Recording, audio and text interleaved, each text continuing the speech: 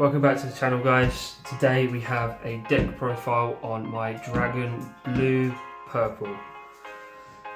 This was previously shown on a match on the previous video on the Welcome Back, which will be uploaded before this, so I'll go and watch that if you haven't already. So to start with, we have our 4-cost Elfadran. Basically, on attack, I can reveal a Dragon Pal and this becomes 1100 attack.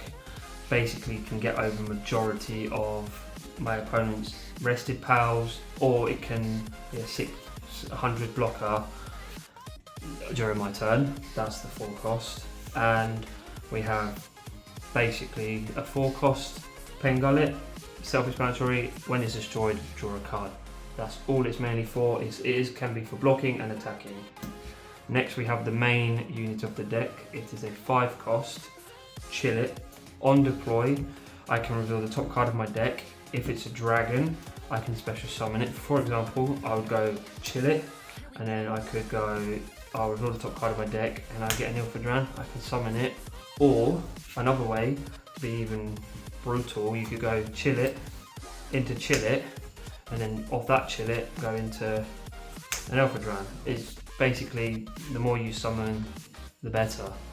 And Chill It is a 900 with 2 strike. That's what Chill It does. Next we have our 6-cost at 2, which is Azrabi. It is a helpful draw mechanic because it draws 1 and it allows me to choose any pal and rest it. For example, I could rest a Yormantide, a Captris, anything like that. Even a Shadowbeak. And it's a dragon.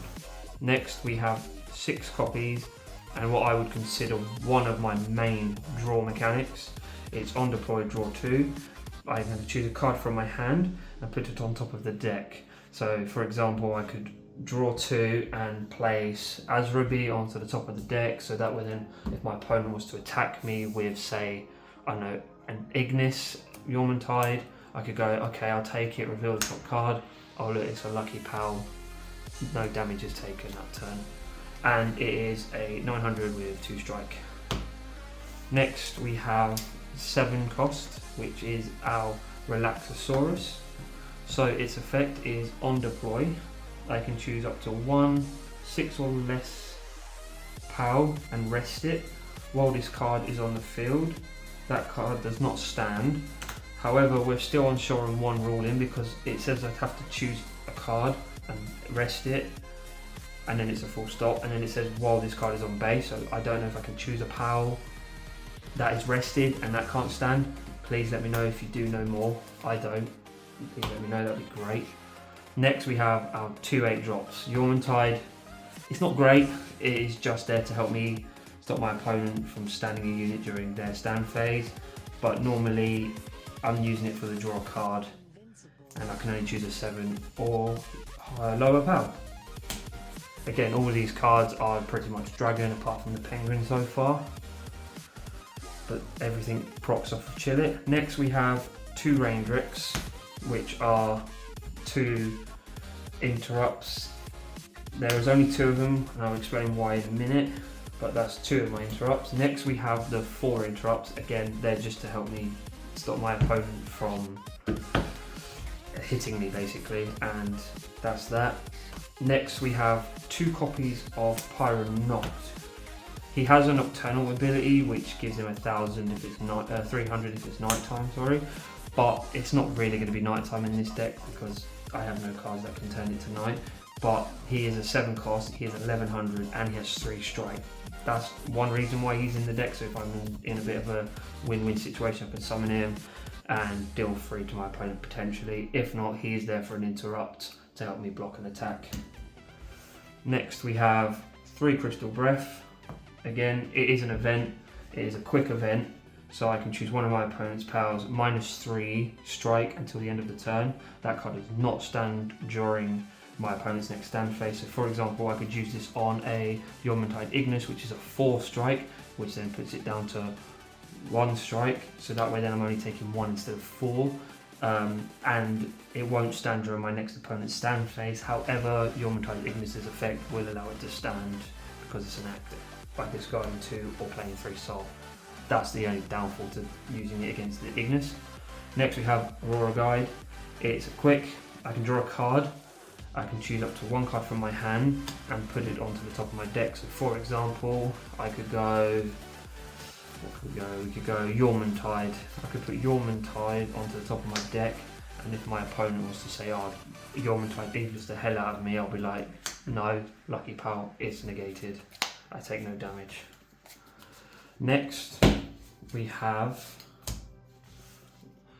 2 Victor strategies. I nearly said Axel strategies then.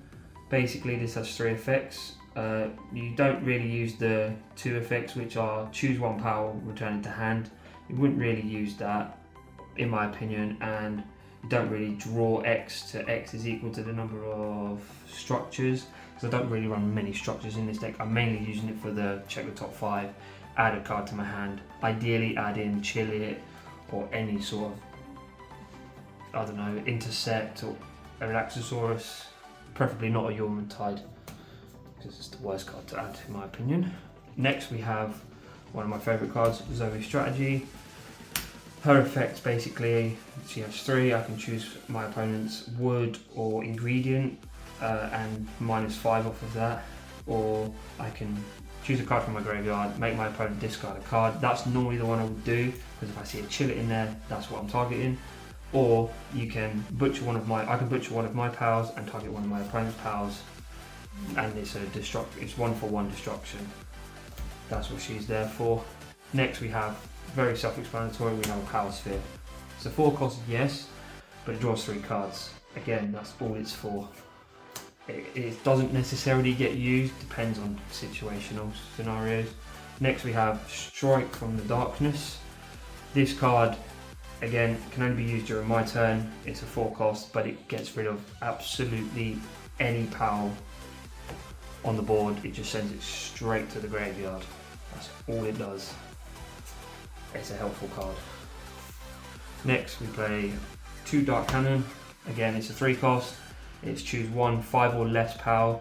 So this is for early game. If I'm coming up against red, for example, if they summon a board full of Fox Sparks, if I have 2 of these in hand and 6 soul, bye foxes, I guess, as you do.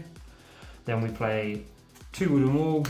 It has Taunt, and when it's destroyed, I draw a card. It's mainly used for the Taunt ability, so I don't take direct damage to myself, or my powers can last a little bit longer.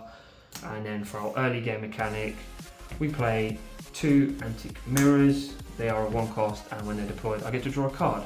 So that helps if I'm going first. It does help with going second, but normally you play it going first. So yeah, that's the blue dragon deck profile. Hope you all enjoyed. Thank you for watching. See you in the next one.